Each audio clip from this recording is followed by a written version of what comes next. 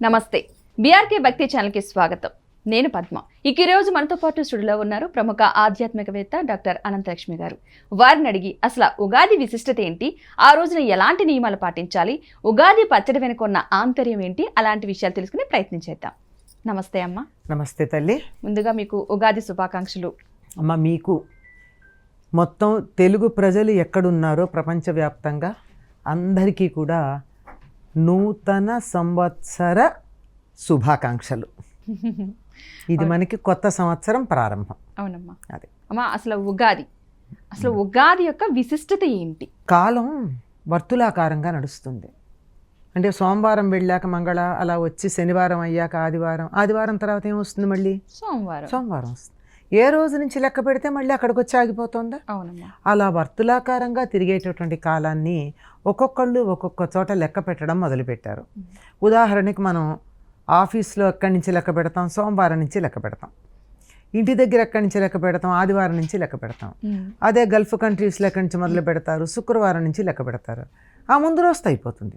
అట్లాగే ప్రపంచవ్యాప్తంగా కాలాన్ని లెక్క పెట్టేటటువంటి వాళ్ళు ఒక్కొక్క రోజుని ప్రధానంగా తీసుకుని అక్కడి నుంచి కాలాన్ని లెక్క కట్టడం మొదలుపెట్టారు. అటువంటిది భారతదేశంలో ఎక్కువగా చాంద్రమానం పాటిస్తూ ఉంటాం.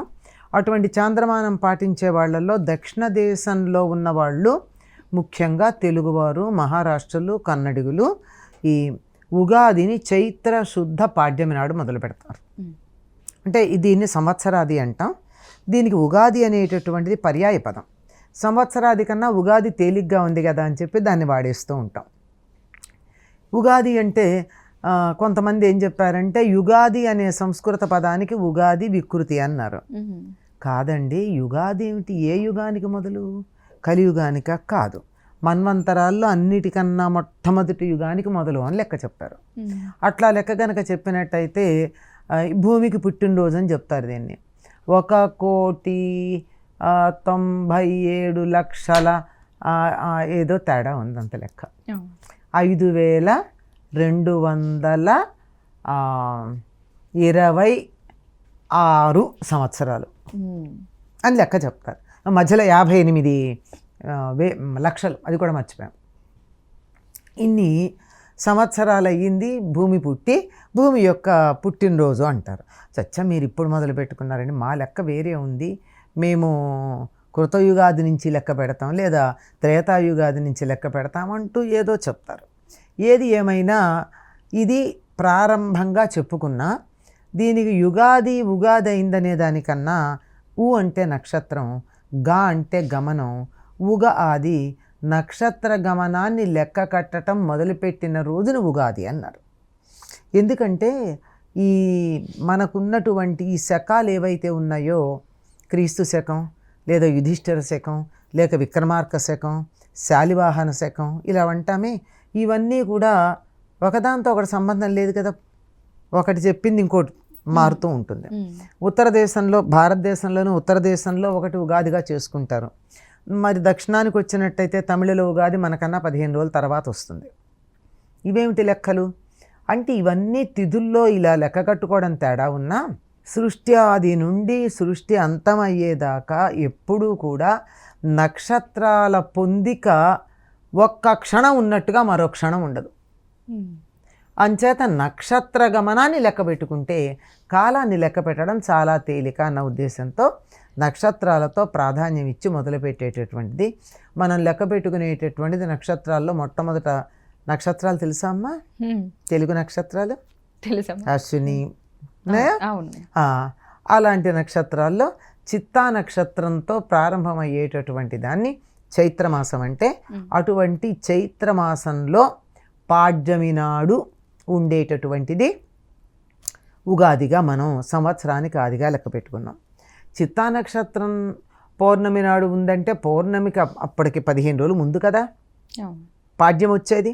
అప్పుడు సాధారణంగా మనం గమనించినట్టయితే ఎక్కువగా, అప్పుడప్పుడు మార్పు ఉంటుంది కానీ తరచుగా ఉగాది నాడు అశ్విని నక్షత్రమే ఉంటుంది. ఇలా కాలాన్ని లెక్క పెట్టడానికి పనికొచ్చేటటువంటి రోజుని ఉగాదిగా చెప్తాం. ఇంకా దీనికి సంబంధించి సంవత్సరాది అనే పేరు గురించి చెప్పేటప్పుడు మనకి ధర్మసింధు మొదలైనటువంటి గ్రంథాలు ఏమని చెప్తున్నాయంటే చైత్రే మాసే జగద్బ్రహ్మ ససజ్జ ప్రథమేహని. చైత్రమాసంలో బ్రహ్మ ఈ జగత్తుని చక్కగా తయారు చేసి వసంతే అంటే వసంత ఋతువులో మొదటి రోజులో ఉదయం పగటిపూట సూర్యోదయ సమయంలో ఇక నుంచి ఈ సృష్టి మొదలు అని ఆయన చెప్పాడట. అంటే ముందు ప్రిపరేషన్ చాలానే ఉంటుంది, కానీ ప్రారంభోత్సవం అనేది ఒకటి ఉంటుందే. బ్రహ్మ సృష్టి అంతా చేసిన తర్వాత ఇది ప్రారంభం అని చెప్పినటువంటి రోజు వసంత ఋతువులో చైత్రమాసం పాడ్యమి సూర్యోదయంతో మొదలు. అందువల్ల దాన్ని సంవత్సరాది అంటారు అని చెప్పి మనకు ఆ గ్రంథాలు చెప్తున్నాయి కనుక అది సంవత్సరాది. ఓకే అమ్మ, అసలు ఆ ఉగాది రోజున అసలు ఏం చేయాలి, ఎలాంటి నియమాలంటూ ఏమన్నా ఉన్నాయా, పూజా విధానం కావచ్చు, అసలు ఏం చేస్తే మంచి జరుగుతుంది? ఎప్పుడైనా first impression is best impression అంటారు కదమ్మా. రోజు మొదలు ఎలా అయిందో రోజంతా అలా సాగుతుందని కూడా ఒక విశ్వాసం ఉంది మనకి. అవునమ్మా. అట్లాగే సంవత్సరంలో మొదటి రోజు ఎలా ఉంటే సంవత్సరం అంతా అట్లా ఉంటుంది అని ఒక నమ్మకం. నమ్మకం ఏమిటి, చాలామందికి అనుభవం కూడా. అటువంటిది ఆ రోజు ఎలా ఉంటే బాగుంటుంది అంటే మిగిలిన రోజుల్లో విచ్చలవిడిగా ఎట్లా పడితే అట్లా ఉన్నా ఆ రోజన్నా కొన్ని నియమాలు పాటిస్తే సంవత్సరంలో చాలా వరకు బాగుండే అవకాశం ఉంటుంది. అందులో మన వాళ్ళు మనకి కొన్ని ఈ విధంగా ఉంటే బాగుంటాయని నిర్దేశించినవి ఉన్నాయి. అట్లాంటి వాటిల్లో మొట్టమొదటిది సూర్యోదయానికన్నా చాలా ముందుగానే అభ్యంగన స్నానం చేయాలి. చాలామందికి తలంటికి తల స్నానానికి తేడా తెలియదు. అభ్యంగన స్నానం అంటే తలంటు, తల అంటు వేరు, తల స్నానం వేరు. తలంటడం అంటే తలకి నూనె అంటుకుని దాంతో నూనె ఒంటికంతా నూనె రాచుకుని చక్కగా నలుగు పెట్టుకుని తలకి పెట్టుకున్నటువంటి నూనె వదిలేటట్టుగా తల రుద్దుకోవడాన్ని తలంటి స్నానం లేక అభ్యంగన స్నానం అంటారు. ఊరికే వెళ్ళి నెత్తిన 4 చెంబులు నీళ్లు పోసుకొస్తే అది అభ్యంగన స్నానం కాదు, తల స్నానం. కనుక అభ్యంగన స్నానం చేయాలంటే నూనె రాచుకుని చక్కగా వీలైతే పెద్దవాళ్ళ చేత తలంటించుకుని, ఏమైనా తలంటుతారమ్మ పెద్దలు పూర్వకాలం, అమ్మ కడుపు చల్లగా, అత్త కడుపు చల్లగా, నీ కడుపు చల్లగా, నా కడుపు చల్లగా అంటూ ఇంకా ఏమేం కోరికలు ఉన్నాయో అవన్నీ పెట్టి వాళ్ళ తల మీద అంటి అభ్యంగన స్నానం. ఇది మొదటిది. ఇది అయిన తర్వాత చేయవలసింది ఏమిటి అంటే ఇంట్లో ఉన్న దేవుడికి దండం పెట్టుకుని ఉగాది పచ్చడి తింటారు. ఇది రెండోది. మూడవది కొత్త బట్టలు కట్టుకోవడం. నాలుగవది దేవాలయానికి వెళ్ళడం. ఈ దేవాలయానికి వెళ్ళడంలోనే అంతర్భాగం ఉంది ఏమిటి అంటే అక్కడ పంచాంగ శ్రవణం చేయడం. సాధారణంగా పంచాంగ శ్రవణం నేను చేస్తున్నానండి అంటారు. నేను చెప్తున్నప్పుడు పంచాంగ పఠనం చేస్తున్న, శ్రవణం చేయడంలా. పంచాంగం పెద్దలు చదువుతూ ఉంటే విని దాన్ని వినడం చాలా ప్రధానమైనదిగా చెప్తారు పంచాంగ శ్రవణం. కనుక ఇవి తప్పనిసరిగా చేయాలి. మధ్యలో పిండి వంటలు, విందు భోజనాలు ఇవన్నీ ఇంట్లో ఉంటాయి. ఇంకొకటి ఉంది, మనం మర్చిపోయింది చాలా కాలంగా. ఒకప్పుడు ధర్మశాస్త్ర గ్రంథాల్లో చెప్పబడింది, మనం చెయ్యట్లా. ఉత్తర దేశంలో చేస్తున్నారు. ఏమిటంటే ధ్వజారోహణం. ధ్వజారోహణం అంటే ఇంటి మీద జెండా ఎగరేయడం. జెండా అంటే జాతీయ జెండా ఎగరేయాలని ఏం లేదు, మనకి నచ్చినటువంటి దేవతారూపం ఉన్న జెండా. సాధారణంగా అందరూ కూడా హనుమంతుడు ఉన్నటువంటి కాషాయ రంగు జెండా వేస్తారు. మేము విష్ణుమూర్తిని పూజించమండి అన్నారు నాకు ఎవరన్నా. నంది ఉన్న జెండా వేద్దాం, గరుత్మంతుడు ఉన్న జెండా వేద్దాం. జెండా ఎందుకు ఎగరేస్తాం? ఏదన్నా విజయాన్ని సాధించినా, ఒక పని మొదలుపెట్టినా సంకేతంగా జెండా ఎగరేస్తాం. కనుక క్రితం సంవత్సరం అంతా నేను చాలా విజయవంతంగా కాలాన్ని గడిపాను, అర్థవంతంగా గడిపాను, ప్రతి నిమిషం నేను ఉపయోగపడేటట్టుగా గడిపాను అని నా విజయాన్ని సంకేతిస్తూ ఇంటి మీద జెండా వేసి ఎగరేసి ఇవాల్టి నుంచి కొత్త ఉద్యమం మొదలు పెడుతున్నాను అని జెండాను ఆవిష్కరణ చేసుకుంటాం. ఇది మనం ఎందుకో మర్చిపోయాం.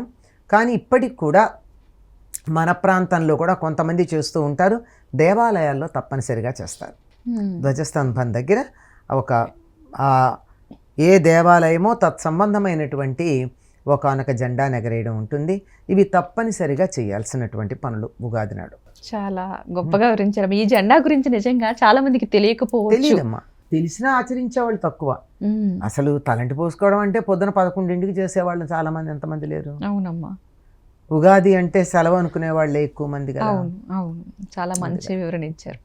ఆ ఉగాది రోజున ఎస్పెషల్గా ఉగాది అంటే గుర్తొచ్చేది అందరికీ ఉగాది పచ్చడి. అవునమ్మా. దాని గురించి తెలియకపోయినా ఉగాది పచ్చడి అన్న విషయం మాత్రం తెలుసు. దాని వెనక చాలా ఆంతర్యం ఉంటుంది. ఉందమ్మా. ఎందుకంటే షడ్రుచులు అని అన్నారు. ఎందుకు అసలు ఆ షడ్రుచుల పేరు ఎందుకు వచ్చింది, ఆ విశిష్టత ఏంటి? మనకి శాస్త్ర గ్రంథాలు ఏం చెప్పారంటే నింబ పల్లవ భక్షణం అన్నారు ఆ రోజు చేయాల్సిందే. నింబ పల్లవం అంటే వేప చిగుళ్ళు. వేప చిగుళ్ళు తినాలి ఆ రోజు. కానీ మనం వేప చిగుళ్ళు తినలేం గనక వేప పువ్వు వేసుకుంటాం. ఈ వేప పువ్వు వగరుకి సంకేతం అంతే, అదేమీ చేదు ఉండదు. వేప పువ్వులో చేదు ఉండదు. 6 రుచులు కలిపినటువంటిది ఈనాడు మొదటిసారి ప్రాసన చేస్తారు. ప్రాసన అంటే తినడం. ఎందుకంటే ఉగాది మనకి సంవత్సరం ప్రారంభంగా అనుకుంటున్నాం గనక అన్నీ ఈరోజే మొదలు పెడతాం. కొత్త బెల్లం ఈరోజే వాడతారు. కొత్త చింతపండు ఇవాళ్లే మొదలు పెడతారు, ఇప్పటిదాకా వాడరు. కొత్త చింతపండు, కొత్త బెల్లం. ఇప్పటిదాకా మామిడి కూడా తినరు చాలామంది. క్రితం సంవత్సరం పెట్టుకున్న ఆవకాయ, మాగాయ లాంటివి తింటారే కానీ కొత్తగా మామిడి పిందెలు తినడం కానీ, ఒకవేళ ఉగాది ఆలస్యంగా వచ్చి పళ్ళు ముందు వస్తాయి, మామిడి పండు తినడం కానీ చేయరు. కనీసం పప్పులో కూడా మామిడికాయ వేసుకోరు చాలామంది. మామిడికాయ, ఈ 3 కూడా మొట్టమొదటిసారి వాడతారు. ఇవి వాడుతూ మిగిలినటువంటి రుచులు కూడా దానికి కలుపుతారు. ఏమిటది? లవణం. సాధారణంగా సైంధవ లవణం వాడాలి, కానీ మనం మామూలు ఉప్పు వేస్తున్నాం. ఐడైజ్డ్ సాల్ట్ కాకుండా కనీసం సముద్రపు ఉప్పు వేసుకున్నా నయమే. ఐడైజ్డ్ సాల్ట్ అవునో కాదో తెలియడానికి ఒక చిన్న బెంచ్ మార్క్ ఉంది, లిట్మస్ టెస్ట్ అంటారు. ఆ ఉప్పు మీద ఒక్క నిమ్మరసం ఒక్క చుక్క పిండండి, నీలంగా అయిందా ఐడైజ్డ్ ఉప్పు, లేవకపోతే మంచి ఉప్పు. అంత తేలిగ్గా తెలుసుకోవచ్చు. కనుక సైంధవ లవణం లేదంటే మామూలు ఉప్పు. కారం. కారం ఏం వాడాలి? మిరియాలు వాడాలి, మిరియాల పొడి. ఉప్పు, కారం. పులుపు చింతపండు. తీపి బెల్లం. వగరు వేప పువ్వు. మామిడి పిందెలు. ఓకే. ఆ తర్వాత చేదుకు సంకేతంగా నిజానికి మామిడి చిగుళ్ళు, వేప చిగుళ్ళు వాడాలి, వేప పువ్వు వాడతాం. మామిడి పిందెలు వగరేమిటి అంటే చెక్కుతో వాడాలి, అప్పటికి పిందెలే ఉంటాయి. మామిడి తింటే పులుపు ఉంది కదా, ఆ పులుపు వల్ల ఏ అనారోగ్యం కలుగుతుందో దానికి విరుగుడు మామిడి తొక్కులో ఉంది, చెక్కులో. అందుకే ఆవకాయ హాని చెయ్యదు అంటారు, తొక్కుతో పెడతాం కనుక, పైన చెక్కు ఉంటుంది. దేనికైనా సరే దాని విరుగుడు దాని పక్కనే ఉంటుందమ్మా సృష్టిలో.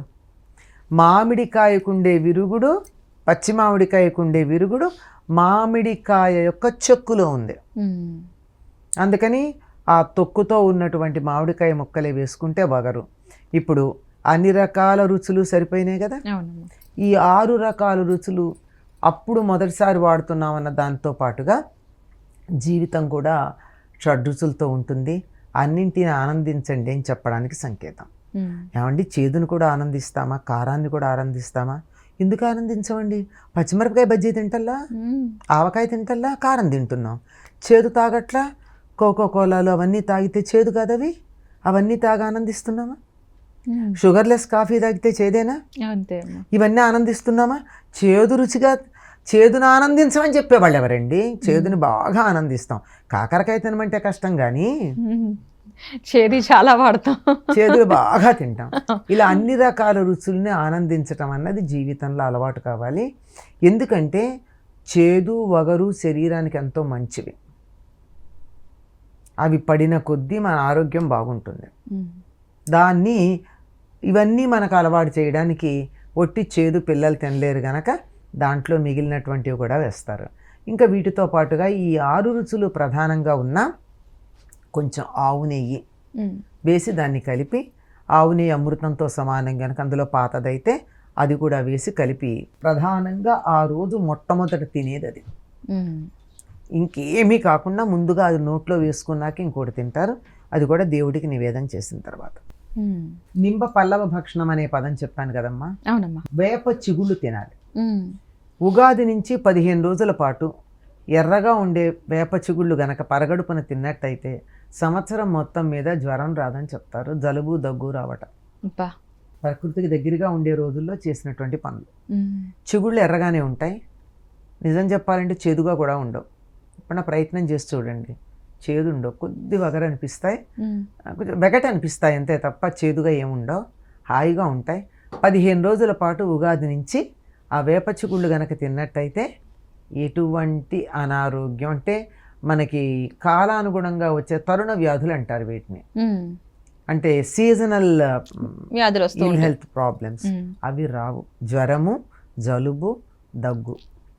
అందుకని అది తినలేక ఒక్క రోజుకి ఇంతో అంతో వేప పువ్వు నామకహ ఇంత వేసి మిగిలినవన్నీ ఎక్కువ వేసుకుని ఇంకా అందులో అరటిపళ్ళు వేసి జీడిపప్పులు కిస్మిస్లు వేసి కూడా ఉగాది పచ్చడి చేసి అంటే అది మీరు చెప్పిన షడ్రుచులు వాస్తవానికి అవి కరెక్ట్, కానీ మనకి స్వీట్లు అన్ని నోటికి తినడానికి టేస్టీగా ఉండాలి కాబట్టి జీడిపప్పులు కిస్మిస్లు వేసి పెట్టినటువంటి ఉగాది పచ్చడి తిన్నానమ్మా మధ్యాహ్నం పూట, చాలా హ్యాపీగా ఆనందంగా, ఇట్స్ లైక్ స్నాక్ లాగా అనిపించి ఎంజాయ్ చేశాను, పెట్టారు. అలాంటివన్నీ ఇలా ఉంటాయి అన్నమాట. అవును, చాలా ఫ్రూట్స్, అన్ని రకాల యాపిల్స్ అన్ని వేసేసి చేసేస్తూ ఉంటారు. అంటే అది మన స్పెషల్ ఉగాది పచ్చడి తప్ప ఒరిజినల్ది కాదు. ఒరిజినల్ దానికి ఇవన్నీ యాడ్ చేసుకుంటారు. ఇంకొక అంశం, కారం అంటే డైరెక్ట్ కారం వేయకూడదు, మిరియాలు వేయాలన్నారు కదమ్మా, అది చాలా మంచి విషయం. చాలా మందికి తెలియకపోవచ్చు, కారం ఉండాలని చెప్పి ఇలా కారం వేసేవాళ్ళు కూడా చాలా మంది ఉన్నారు. మిరియాల పౌడర్ వేస్తే మంచిదని, పచ్చిమిరపకాయలు తరిగేసేవాళ్ళు చాలా మంది ఉన్నారు కారం కోసం అని చెప్పేసి, అదే షడ్రుచులు మీనింగ్ తోటి. అమ్మ, ఉగాది రోజున అంటే ఉగాదికి ముందే కాస్త అందరూ చాలామంది ఇల్లు శుభ్రాలు అవన్నీ చేసుకుంటూ ఉంటారు. కొంతమంది ఏంటంటే ఆ రోజు వరకు కూడా పెట్టుకుంటానే ఉంటారు పనులు, కొంతమంది పెండింగ్ అలా. సో అలా చేయవచ్చు అంటారా? మరొక విషయం ఏంటంటే పంచాంగ శ్రవణం గురించి పూర్తి. ఇల్లు శుభ్రం అన్నదమ్మా ఎప్పుడైనా శుభ్రంగానే ఉంచుకోవాలి. పూర్వకాలం తాటాకులు ఇళ్ళు, పెంకుటిళ్ళు ఉండేవి గనక బూజులు తీసుకోవాల్సిన అవసరం వచ్చేది. ఏ రోజు తీయలేం కదా బూజులు, అంచేత పండగలకి తీసుకుంటారు. సంక్రాంతికి తీసుకున్న తర్వాత మళ్ళీ ఇప్పుడు ఉగాది ముందు శుభ్రం చేసుకుంటారు. పెంకుటిళ్ళు, వాసాలు అలాంటివి ఏం లేవు గనక ఎప్పుడైనా శుభ్రం చేసుకోవచ్చు. కాకపోతే ఎటువంటి వాళ్ళు వచ్చి వెళ్ళారో, ఏ స్థితిలో వచ్చి వెళ్ళారో తెలియదు గనక ఇళ్ళు కడుక్కోవడం అనేది ఉగాదికి ముందు రోజు చేసేసుకుంటే అయిపోతుంది. ఉగాది నాడు గుమ్మాలకు పసుపులు రాచుకోవడం, బొట్లు పెట్టుకోవడం, తర్వాత తోరణాలు కట్టడం. ఈ తోరణాల్లో ఉగాదికిను తర్వాత మళ్ళీ మన బోనాలకి ఉన్న ప్రత్యేకత ఏమిటంటే మామిడాకులతో పాటు వేప మండలు కూడా కలుపుతాం అందులో. ఆ గాలి కూడా చాలా మంచిది. పంచాంగ శ్రవణం గురించి పంచాంగ శ్రవణం అంటే తిథి, వారం, నక్షత్రం, యోగం, కరణం అనేటటువంటి 5 అంశాలు ప్రతి క్షణానికి ఉంటాయి. మనం ఇప్పుడు మాట్లాడుకునే సమయంలో కూడా ఇవాళకి ఒక వారం ఉంది, ఇవాళకి ఒక తిథి ఉంది, ఒక నక్షత్రం ఉంది. ఈ 3 మనకు బాగానే గుర్తుపడతాం, కానీ యోగం, కరణం అనే వాటి సంగతులు మనం పెద్దగా పట్టించుకోం. అవి కూడా ఉంటాయి, ప్రతి నిమిషానికి ఉంటాయి కనుక వీటి గురించి తెలుసుకోవాలి అని. వీటి గురించి తెలుసుకునేటప్పుడు ఏదో ఒక్కొక్కటి తెలుసుకుంటే ఒక్కొక్క మేలు కలుగుతుందని 5 గురించి చెప్తారు. పంచాంగ గనక విన్నట్టయితే కళ్యాణ గుణావహం, రిపుక్షేకరం అంటూ చెప్తారు. అది శుభకరమైన గుణాలు కలిగిస్తుంది, శత్రువులను నశింపజేస్తుంది, అశ్వమేధ యాగం చేసినటువంటి ఫలితాన్ని ఇస్తుంది పంచాంగ శ్రవణం. ఏంటండి పంచాంగ శ్రవణం ఎన్ని ఫలితాలు ఇస్తే మేము ఏం చేయకుండా అది వినేసి ఊరుకోవచ్చు కదా? అలాంటి డౌట్స్ కూడా వచ్చేవాళ్ళు ఉన్నారమ్మా. ఎందుకుండదు? అవును, కనుక వినక్కర్లేదు. అల్టిమేట్గా రిజల్ట్ ఏమిటంటే కనుక వినక్కర్లా. అవును, ఏమీ రాలేదుగా మాకు అటువంటివన్నీ కాదు. ఎందుకంటే అది నిజంగా చాలా అవసరం. ఇప్పుడంటే మనకి పుస్తకాలు అందుబాటులో ఉన్నాయి, పుస్తకాలు కాకపోతే చేతిలో ఉన్న ఆ జోరీగా అన్నీ చెప్తూ ఉంటుంది మనకి ఫోను. ప్రతి వాళ్ళు ఇవాళ తిథి, వారం, నక్షత్రం, యోగం, కరణం ఇవన్నీ పెట్టేస్తూ ఉంటారు. ఇవన్నీ లేని రోజుల్లో సంవత్సరానికి ఒక్కసారి సంవత్సరానికి సరిపడా తెలుసుకునేవాళ్ళు. ఎందుకు అంటే ఇప్పుడు ఏనాడు వచ్చిందో ఉగాది ఆనాటి నుంచి లెక్క వేసుకుని రాజు ఎవరు, మంత్రి ఎవరు, నీరసాధిపతి ఎవరు, రసాధిపతి ఎవరు, వర్షాధిపతి ఎవరు, ఇలాంటివన్నీ లెక్కలు చెప్తారు. అలా చెప్పి ఎవరు దేని మీద ఆధిపత్యం ఉందో అవన్నీ తెలుసుకున్న తర్వాత దానికి ఉండేటటువంటి ఫలాలు, ఇక్కడ దాకా వినరు చాలామంది. ఆదాయ కందాయ ఫలాలు వినేస్తారు. మా నక్షత్రానికి ఆదాయం ఎంత, ఖర్చు ఎంత, రాజపూజ్యం ఎంత, అవమానం ఎంత, ఇంతవరకే చూసి వదిలేస్తారు. కానీ ప్రధానమైంది దీనివల్ల మనకు వచ్చే లాభ నష్టాలు ఉన్నాయా అంటే జాగ్రత్తగా జీవితాన్ని సర్దుకునే వాళ్ళకు ఉంటాయి. అవమానాలు ఎక్కువ ఉన్నాయనుకోండి, అనవసరంగా వాదనలకి పట్టుదలకి పోకుండా కొంచెం మనం ఉంటే 100% జరగాల్సిన అవమానం 1%తో తప్పుకుంటుంది, మానదు. అలా జాగ్రత్త పడ్డానికి. ఇవి కాక ప్రధానంగా ఉండేది ఏమిటంటే మనకి గ్రహణాలు ఎన్ని ఈ సంవత్సరం ఉన్నాయి, పుష్కరాలు ఏ నదికు పుష్కరాలు ఉన్నాయి, పుష్కర కాలం ఏమిటి, ముహూర్తాలు ఎప్పుడున్నాయి, శుభముహూర్తాలు ఎప్పుడు, మనకి మూఢాలు ఉన్నాయి, గురుమౌఢ్యమి శుక్రమౌఢ్యమి, ఈ పెళ్లి ముహూర్తాలు ఎప్పుడున్నాయి, గృహప్రవేశ ముహూర్తాలు ఎప్పుడున్నాయి, ఒక బ్రాడ్ ఐడియా ఉంటుంది. It's like A planning for 1 year. తర్వాత ఈ ఫలానా గ్రహం ఉచ్చ స్థితిలో ఉంది గనక ఈ పంట బాగా పండుతుంది, ఈ రంగు ఉన్న పంట పేరు చెప్పరు, లేదా ఈ రంగు ఉన్న పంట పండదు అని చెప్తారు. అది వర్షాలు ఎక్కువ పడతాయి, తక్కువ పడతాయి, ఎప్పుడు పడవు, ఇలాంటి. సంక్రాంతి నిర్ణయం ఎప్పుడు, ఎందుకంటే 13, 14, 15 తేడా ఉంటుంది, కన్ఫ్యూజ్ అవుతూ ఉంటారు. సంక్రాంతి పురుషుడు ఎలా వస్తాడు, అతడి వాహనం ఏమిటి, అతడికి ఉండేటటువంటి ఆయుధాలు ఏమిటి, ఏ రూపంలో, ఇలాంటి వివరాలన్నీ ఉంటాయి.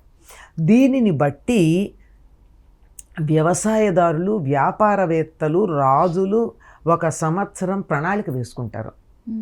ఇప్పుడు ఉదాహరణకి ఎర్రని ధాన్యం బాగా పండుతుంది అన్నారు అనుకో, నేను కందులు వెయ్యని ఈ సంవత్సరం, ఎందుకంటే అందరూ కందులు వేసి బాగా పండితే నా కంది పంటకి లాభం రాదుగా కదా, అంచేత మరొకటి వేసుకుంటా. అలాగే ఏదో నల్లని ధాన్యానికి తక్కువ ఉంటాయి, ఖరీదు ఎక్కువ ఉంటుంది, వెంటనే ముందర మార్కెట్కి వెళ్ళిపోయి పంచాంగం తగ్గించి లేచి వెళ్ళి మినుగులు కొని స్టాక్ పెట్టేసుకుంటా. వీటిని స్థూలంగా చెప్పేవి కొన్ని ఉంటాయి, ఇన్ డీటెయిల్ చెప్పేవి కొన్ని ఉంటాయి. దీనిని బట్టి వ్యవసాయదారులు కానీ వ్యాపారవేత్తలు కానీ వాళ్ళ ప్రణాళిక వేసుకోవడానికి వీలవుతుంది. రాజులు కూడా తనకున్నటువంటి పరిస్థితుల్ని బట్టి, అంటే వ్యక్తిగతంగా రాజుకు ఉండేటటువంటి జాతకం గురించి చెప్పట్ల, వాతావరణ పరిస్థితులను బట్టి, దాన్ని బట్టి ఎప్పుడు యుద్ధం చెయ్యాలి, ఎప్పుడు యుద్ధానికి వెళ్ళాలి, ప్రజలు సుభిక్షంగా ఉండాలంటే ఏ పంట తను ధాన్యాగారంలో దాచిపెట్టాలి, ఇలాంటి విషయాలన్నీ ఒక ప్రణాళిక వేసుకోవడానికి పరిపాలకులకు ఉపయోగపడుతుంది. కనుక పంచాంగ శ్రవణం అన్నది కొంచెం శ్రద్ధగా గనక విన్నట్టయితే 1 సంవత్సరం మన కార్యక్రమాలని ప్లాన్ చేసుకోవడానికి తగినట్టుగా ఉంటాయి. అవునమ్మా, నిజంగా. ఎందుకంటే పంచాంగ శ్రవణంలో అంతా ఇది వరకు ఏమి ఉండేవి కాదు కాబట్టి 1 సంవత్సరానికి సరిపడా ప్లానింగ్ మొత్తం వినేవారు. ఇప్పుడైనా ఏముందనమ్మా, ఇప్పుడు ఏదో ఏ రోజు ఆ రోజు పెడుతున్నారు కానీ వాట్సాప్లో మొత్తం చెప్పరు కదా. అవునమ్మా, అవును. కనుక ఈ పంచాంగ శ్రవణం ఈ రోజుల్లో మీరు అన్నట్టు గుడికి వెళ్ళి ఒక పండితుడు చెప్తుంటే వినేదానికన్నా కుదరకపోతే సెల్ ఫోన్లో చూసుకుంటున్నాం పంచాంగ శ్రవణం. ఎక్కడొక్కడ చేసేది ఎవరో ఒకళ్ళు లైవ్ పెట్టకపోతారా, అవునమ్మా, లైవ్ రికార్డ్ చేసి తర్వాత ప్రసారం చేయకపోతారా, దాంట్లో చూసుకుంటున్నాం. కనుక ఏదైనా దీనివల్ల చాలా ఉపయోగం ఉంది. ఎప్పుడు కూడా యాంత్రికంగా చేసిన దానికన్నా పర్సనల్ టచ్తో ఉన్న దానికి వాల్యూ ఎక్కువ ఉంటుంది. కనుక నేరుగా వింటేనే ఎక్కువ ఫలం ఉంటుంది. అవునమ్మా, చాలా మంచి వివరణ అందించారు. ఎందుకంటే ఉగాదికి సంబంధించి చాలా మందికి చాలా విషయాలు తెలియదు. ఏదో ఉగాది పచ్చడి, ఇల్లు శుభ్రం ఇంత కొంతవరకే ఉంటుంది. కానీ ఆ రోజున్న విశిష్టత కావచ్చు, ఆ రోజు చేయాల్సిన నియమాల గురించి కానీ చాలా చక్కగా వివరించారు. ధన్యవాదాలమ్మా.